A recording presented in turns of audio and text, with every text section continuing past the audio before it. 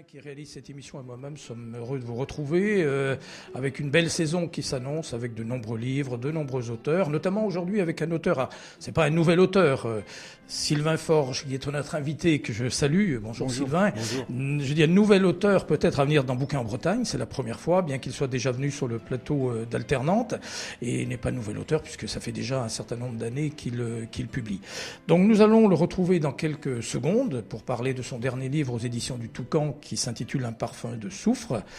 C'est, on va voir, je crois, le 4e ouvrage, hein, Sylvain. Content de t'accueillir sur ce plateau de Bouquins en Bretagne pour ce livre Un parfum de soufre, sur lequel on va revenir, pas trop, de manière pas trop précise quand même, parce que le but, comme on le dit à chaque fois, c'est de présenter les auteurs et les livres, mais de ne pas raconter les histoires, sinon ça n'aurait aucune utilité d'inviter les auteurs ici et d'évoquer tous ces livres. Donc on va aborder tout d'abord peut-être, Sylvain, ta carrière d'écrivain en général, et puis peut-être un mot de présentation.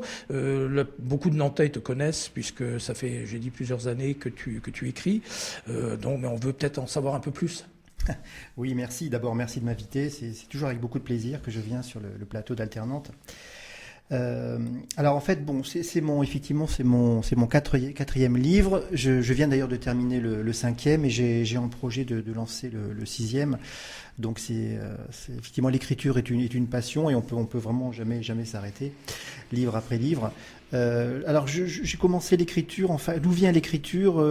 En fait, plutôt commencé par l'écriture de scénarios, principalement pour le monde des jeux de rôle. Et j'ai eu après envie de pousser un petit peu plus loin la logique, l'expérience, et de passer d'un scénario à un roman, afin de développer des histoires beaucoup plus structurées, avec des personnages plus en profondeur. Et donc c'est ainsi que j'ai commencé par un premier roman en 99 qui s'appelait La Ligne des rats, qui est un roman qui m'est toujours très cher parce que je considère comme un véritable roman d'anticipation. La Ligne des rats, donc c'était un thriller écologique qui imagine une invasion de moustiques tigres dans le sud de la France. Voilà. Tu anticipais la réalité. La réalité. Ouais. D'ailleurs, j'étais en vacances dans le sud au mois d'août et la une de la Provence, c'était comment se débarrasser du moustique tigre. Donc je me suis dit, bah oui, mon Dieu, je suis rattrapé par ma propre histoire. Il faudrait peut-être le rééditer ou le... Et ben, il est toujours en vente, hein, principalement sur Internet. Il n'a pas connu une très grosse diffusion, mais on peut toujours se le procurer. Il n'est pas encore épuisé. C'était alors ça, même gamin, t'avais de l'imagination. Il y avait déjà un intérêt réel pour. Tu lisais peut-être beaucoup. Oui, j'ai toujours été fasciné par le monde de l'imaginaire.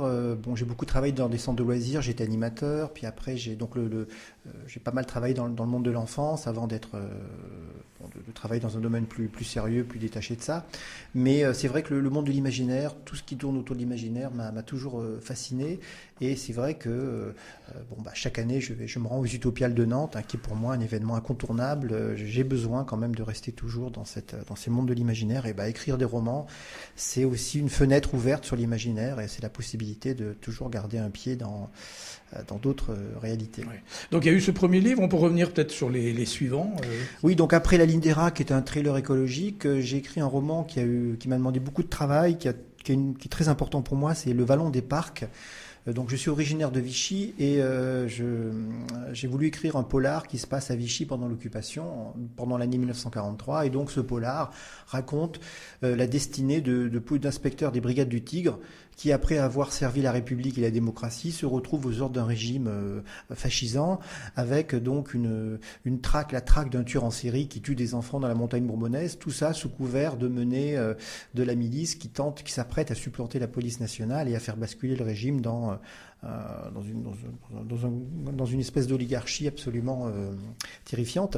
Et donc voilà, c'est un polar sur la ville de Vichy où j'ai passé mon enfance, que j'aime beaucoup, qui m'est très cher, et qui effectivement qui avait le mérite d'exister parce qu'il y avait, à ma connaissance, pas de polar vraiment qui se passait dans la ville de Vichy pendant la Seconde Guerre mondiale.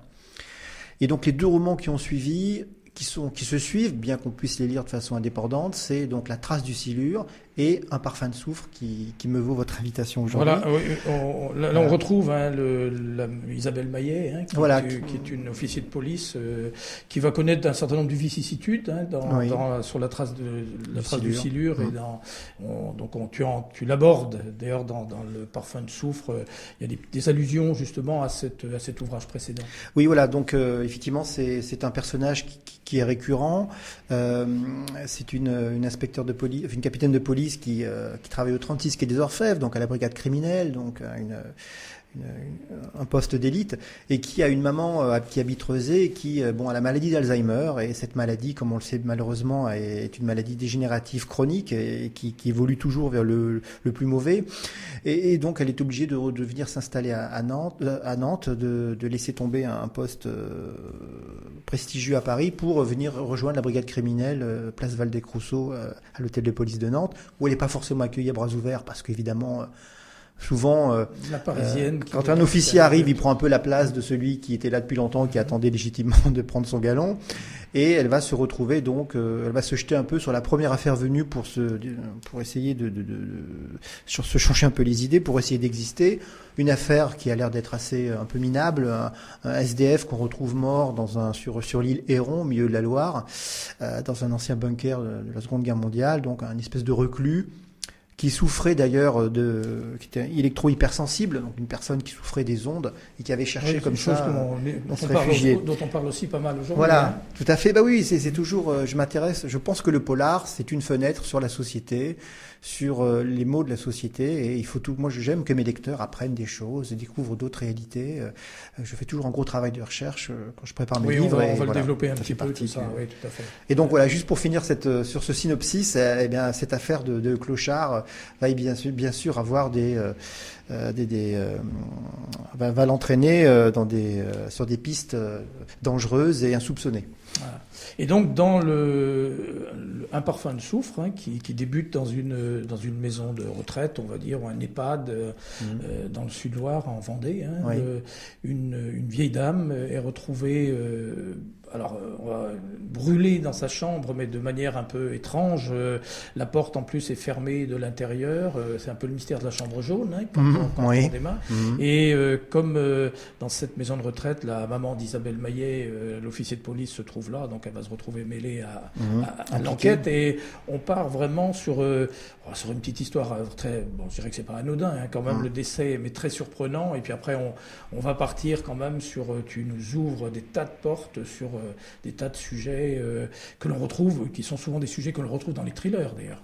Oui, c'est toujours partir, en fait, l'histoire d'un roman, ça part souvent d'un fait divers ou d'un article un peu qui m'interpelle. Alors effectivement, dans La Trace du Silure, savais comme La Trace du Silure a démarré, en fait, c'était un reportage intersection de France Inter un samedi matin qui était consacré à des gens qui vivaient dans des grottes parce qu'ils étaient électro-hypersensibles, et donc vivre dans des grottes à la lueur des bougies était le seul moyen qu'ils avaient trouvé pour ne pas devenir fous, parce qu'évidemment ce sont des gens qui ressentent physiquement une grande douleur à la présence de rayonnements de téléphones mobiles, même de fours micro-ondes, etc. Et donc je suis complètement interpellé, et donc j'ai eu envie de partir là-dessus. Et Un parfum de soufre, ça part sur une énigme scientifique aussi, enfin si tant est que l'électro-hypersensibilité soit une énigme, puisque en Suède par exemple ça a été parfaitement, la sécurité sociale la reconnaît comme une maladie officielle. Aujourd'hui on en parle beaucoup. On en parle beaucoup. Il y a des reconnaissances qui arrivent. Alors Un parfum de soufre, ça part sur une énigme qui est la combustion humaine spontanée. C'est-à-dire que j'ai des contacts dans la police. Je connais d'ailleurs très bien Jean-François Passe, qui est aussi auteur de romans policiers. J'en profite pour le saluer, un familier d'alternante. Et donc effectivement, tout policier dans sa carrière, lorsqu'il travaille sur des affaires un peu criminelles, peut être amené à rencontrer des cas qui peuvent s'apparenter à la combustion humaine spontanée, c'est-à-dire que un corps qui est rempli à 80% d'eau, puisqu'on sait bien, va en fait brûler apparemment sans qu'il y ait de cause extérieure, c'est-à-dire qu'il n'y a pas de prise électrique, il n'y a pas d'allumette. Le corps brûle intégralement et surtout, ce qui est très troublant, c'est que la température de combustion atteint quasiment celle des fours des chambres, des crématoriums, si vous voulez. Donc c'est des combustions qui sont bien supérieures à la combustion d'une maison qui va accidentellement brûler. C'est-à-dire que malheureusement, quand une personne décède dans un incendie dans sa maison, on va retrouver le squelette. Tandis que là, dans ces affaires de combustion humaine spontanée, on découvre un tas de cendres, finalement. Et la combustion va parfois s'arrêter, c'est-à-dire qu'on a 80% du corps qui a été réduit en cendres, et on a une main qui va être parfaitement intacte. Et aussi, le feu ne se propage pas autour du corps. Absolument. Il reste localisé sur le corps. Alors, voilà, c'est une énime qui est connue depuis déjà plusieurs centaines d'années. Il y a eu des cas célèbres en Écosse, en Irlande, et donc j'ai vu aussi j'ai eu accès à des procès-verbaux qui font état de situations qui s'apparentent à la combustion humaine spontanée. Et il y a quand même une explication qui est donnée dans le livre. Oui, voilà. J'ai eu très peur que Sylvain Forge donne la raison de cette crémation spontanée. Donc on peut continuer juste en effleurant le livre, puisqu'il va y avoir pas mal de bouleversements tout au long du récit. Peut-être que tu peux en parler un peu quand même. Oui, c'est vrai que quand on écrit un polar, on est quand même un auteur et est obligé de respecter un certain nombre de principes, qui est qu'il faut pas dévoiler évidemment l'auteur, enfin celui qui a fait le coup dès le début, et puis il faut essayer de ménager des rebondissements, des fausses pistes, comme on dirait dans le monde des séries télé, des cliffhangers, c'est-à-dire qu'on finit parfois certaines parties ou certains chapitres sur des situations un peu paroxystiques où le suspense est à son comble, pour après repartir sur des personnages secondaires et que le lecteur ait envie vraiment d'arriver à la fin en tournant frénétiquement les pages. Alors, je précise quand même que je ne me considère pas comme un auteur de thriller, parce que le monde du thriller, c'est quand même des bouquins qui sont assez codifiés. Je pense que je suis quelque part entre le polar et le thriller, c'est-à-dire que j'écris des polars que j'essaie de rendre nerveux. Et du coup, mon éditeur a mis d'ailleurs assez justement sur la couverture, d'ailleurs il a mis thriller sur celui-là, je crois que c'était suspense sur le précédent. Je fais plutôt des romans à suspense, je pense, c'est-à-dire que il y a une intrigue qui est assez charpentée, il y a du suspense, mais c'est pas non plus le côté mécanique du thriller, qui est pas tout à fait ma marque de fabrique. Ouais. Alors le point important aussi, comme dans les ouvrages précédents, notamment la trace des filures, c'est l'implantation locale de ton histoire, puisqu'on retrouve des lieux très communs que la plupart des Nantais connaissent. Oui. Donc c'est vrai qu'après avoir fait le Vallon des Parcs, qui m'avait demandé un très gros travail de documentation, parce qu'évidemment, quand on situe un polar dans l'histoire, la moindre scène doit être, évidemment, les gens se tapent pas des hamburgers ou des steak frites toutes les 5 minutes pendant l'occupation. Dès qu'ils prennent une voiture, mais une voiture, il y a des bons d'essence. Est-ce que c'était du gazogène? Bon, voilà, tout est un peu, tout doit être pensé. Et donc c'est vrai que je me suis dit après, maintenant j'avais envie de changer, de faire plutôt un polar contemporain. Et Nantes est une ville dans laquelle j'habite avec ma famille depuis une dizaine d'années, et qui est une ville absolument fascinante, et qui a vraiment, je trouve, un volet aussi, alors qui a un côté clinquant, brillant, effectivement ville forte croissance économique, dynamique, ville où il fait bon vivre, tout ça est absolument vrai. Mais il y a aussi un côté, une part d'ombre aussi, bien sûr. Il y a des affaires criminelles célèbres. Quand on regarde un peu les faits divers, c'est assez fréquent que reviennent à Nantes des affaires qui défraient la chronique judiciaire, des adolescentes qui disparaissent et qu'on retrouve découpées en morceaux. Évidemment, l'affaire du pont Ligonnès, mais et bien d'autres. Je me souviens par exemple. Oui, c'est une ville riche en événements, c'est sûr. Donc c'est ça qui m'avait intéressé, c'est-à-dire que c'est à la fois une ville qui est dans son temps, qui attire beaucoup les gens, mais c'est aussi une ville qui a un côté un petit peu, qui a ses bas-fonds, si je puis dire.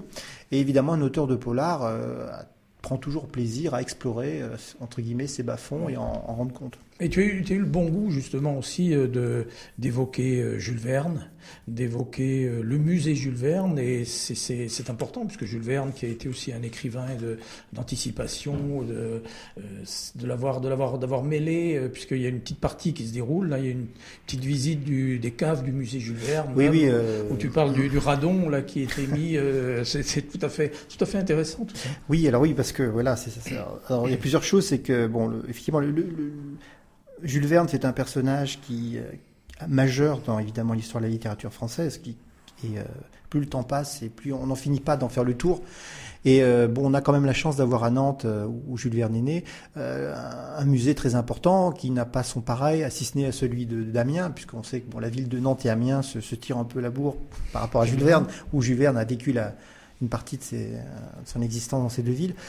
Donc c'est un musée qu'il faut absolument visiter, qui se trouve dans une charmante maison bourgeoise située dans un quartier extrêmement un superbe quartier, le quartier Chantenay, sur la butte Sainte-Anne. On a une vue on a la meilleure vue de Nantes sur cette butte.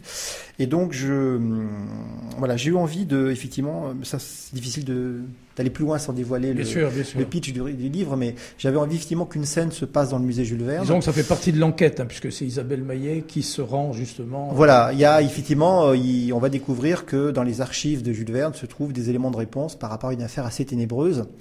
Et donc on parlait du radon parce qu'effectivement j'aime bien explorer toujours les petits faits divers. Il y a une problématique à Nantes, c'est effectivement ce gaz invisible, dangereux, d'origine qui provient du fin fond de la terre, hein, et qui effectivement peut stagner dans les parties basses de certaines maisons. Alors tout ça est parfaitement identifié, fait l'objet d'une information de la part de la ville de façon assez méthodique, mais j'imaginais que si le musée Jules Verne avait des réserves plus ou moins secrètes au fin fond de la butte Sainte-Anne, ce serait évidemment dans une pièce saturée de radon, et donc j'imaginais qu'effectivement pour aller consulter les archives un peu cachées, eh bien il fallait un détecteur de gaz et qu'on ne pouvait pas rester plus d'une dizaine de minutes dans les réserves, faute de quoi on était intoxiqué. Donc j'aimais bien cette idée que, un peu comme dans Le Nom de la Rose, pour accéder à un secret dans un livre, il y a parfois ça peut être mortel. Donc on parlait du musée Jules Verne. J'ai la chance d'avoir ce roman a beaucoup plu au musée. Outre le fait qu'un exemplaire a été mis donc dans la réserve officielle vernienne de la ville, j'ai eu la chance donc de pouvoir faire un jeu de piste en fait pour des 9-12 ans qui s'inspire en fait du parfum de soufre et qui permet à des préadolescents de visiter le musée à travers une énigme empreint d'ésotérisme, d'histoire, de mystère, et qui s'inspire un petit peu d'un parfum de soufre, donc pour découvrir ce musée de façon ludique. Et donc tous les enfants qui aujourd'hui vont visiter le musée, eh bien peuvent gratuitement, avec le billet d'entrée, se demander la brochure et le jeu de piste, qui s'appelle Le mystère du carnet au serpent.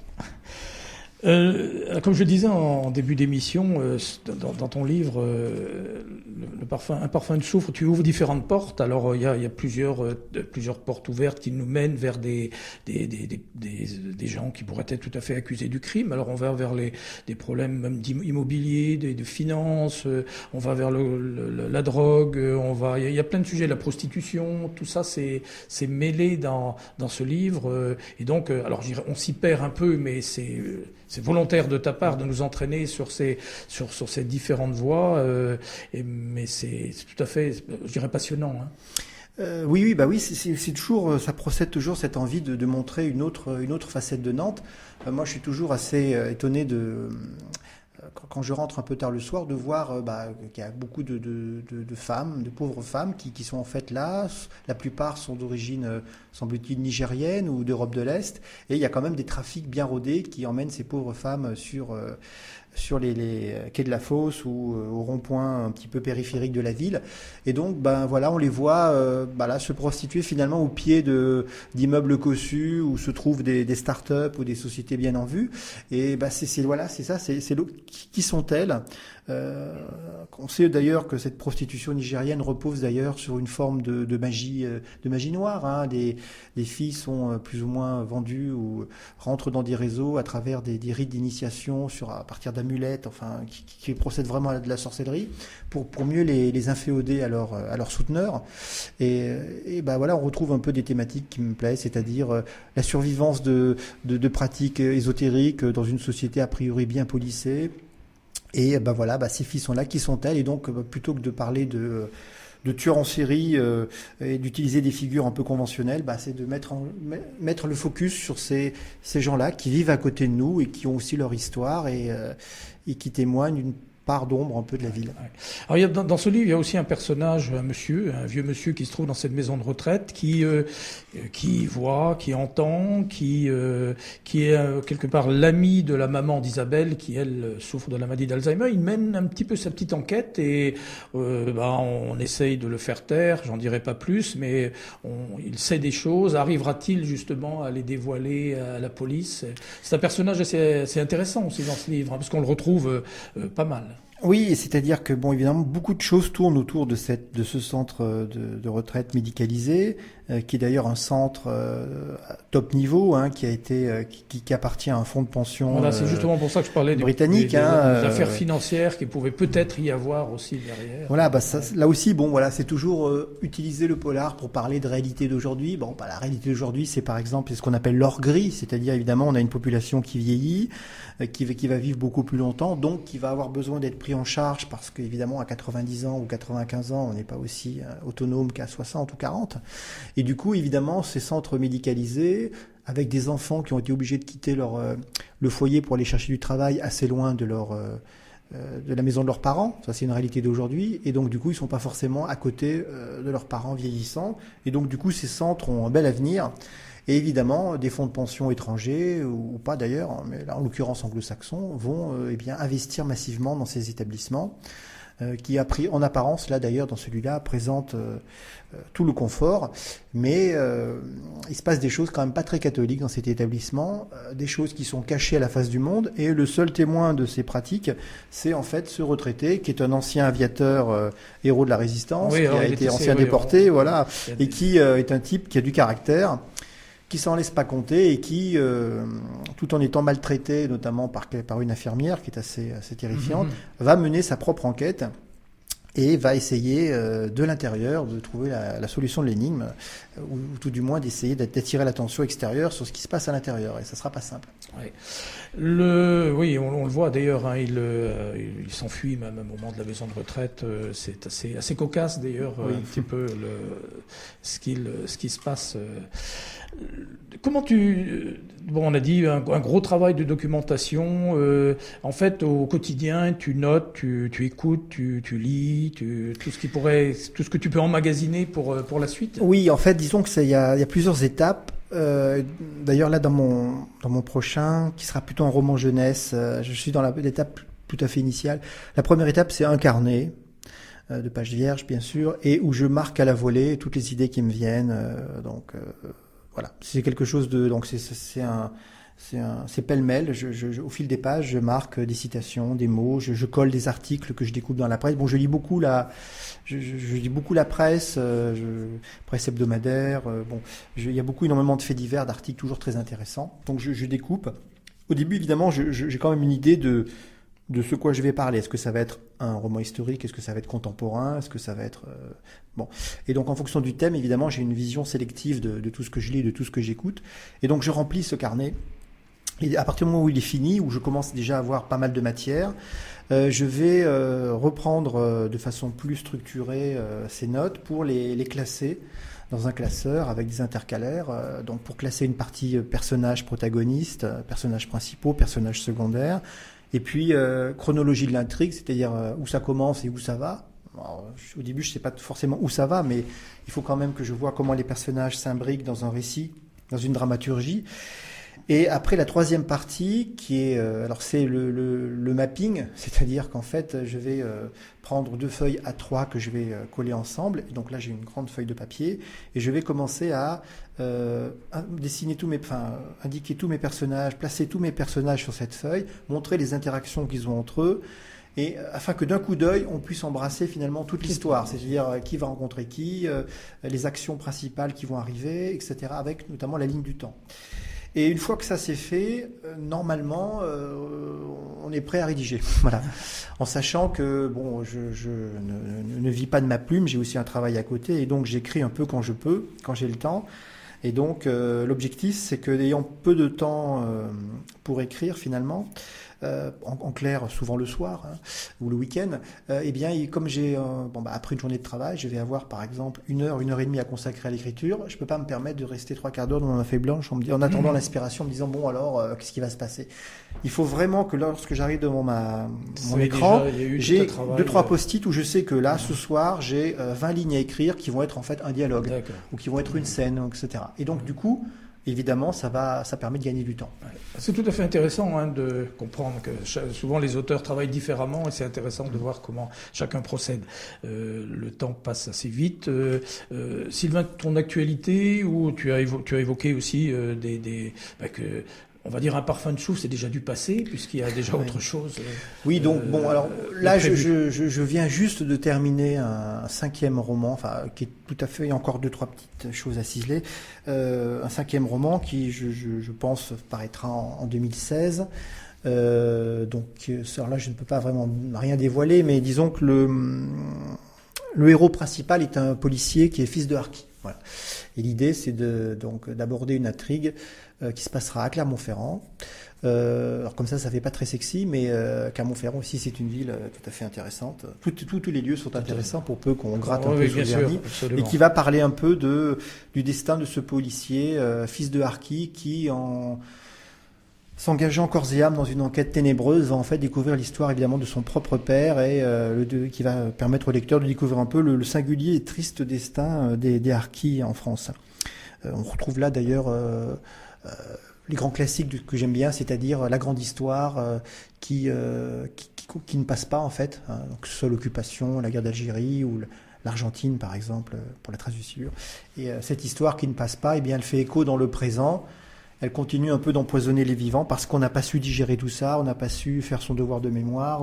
Et du coup, c'est des destins aussi individuels qui se heurtent dans le chaos de la grande histoire. Donc là, Isabelle Maillet, pour l'instant... Alors pour l'instant, elle reviendra pas dans ce dernier, mais j'exclus pas qu'elle revienne plus tard.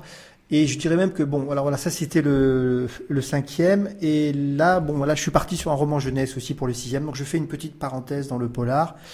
Je travaille donc avec j'ai un projet avec un illustrateur. Pour l'instant, c'est très un peu flou, mais c'est un roman jeunesse qui se passera dans un futur assez éloigné, mais un peu autour de Nantes. Mais Nantes, évidemment, aura beaucoup changé.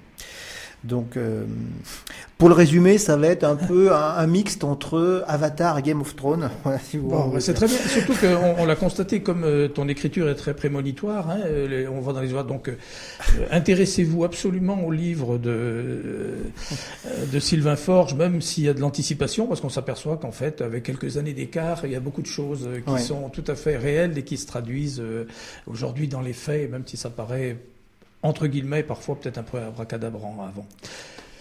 Très bien, autre chose? Oui, juste pour conclure, donc sur une petite actualité, juste pour dire qu'il y a je serai au festival Polar de Cognac du 16 au 18 octobre, qui est un grand festival, souligner, comme il n'y en a pas beaucoup en France, parce que c'est un festival qui mélange actualité, cinéma, présence d'acteurs, séries télé, BD, donc le polar est vraiment traité dans toutes ses dimensions, et polar qui est porté un petit peu par Bernard Beck, l'organisateur, le grand prêtre depuis de nombreuses années du festival de polar de Cognac.